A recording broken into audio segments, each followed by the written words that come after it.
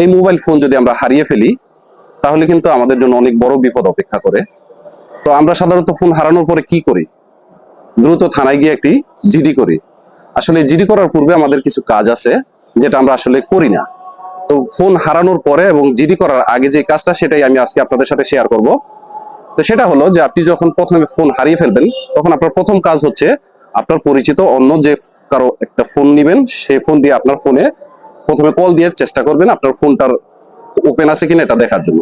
যখন দেখবেন যে আপনার ফোনটা খোলা আছে কিন্তু ফোনটা কেউ পিক করতেছে না, তখন ভাববেন যে আপনার ফোনটা হয়তো 10% পাওয়ার সম্ভাবনা আছে, কিন্তু 90% যে বাকি আছে সেটা আপনার বিপদের সম্ভাবনা আছে। সেটা কিরকম? মনে করেন যে আপনার ফোনটা যদি খোলা থাকে, সে অবশ্যই আপনার ফোনের পাসওয়ার্ডটা সংগ্রহ করবে যেভাবে হোক। তারপরে আপনার বিভিন্ন অ্যাপস আছে যেমন বিকাশ, রকেট, তারপরে ব্যাংকের অ্যাপস, ফেসবুক, এগুলাতে সে লগ ইন করার চেষ্টা করবেন।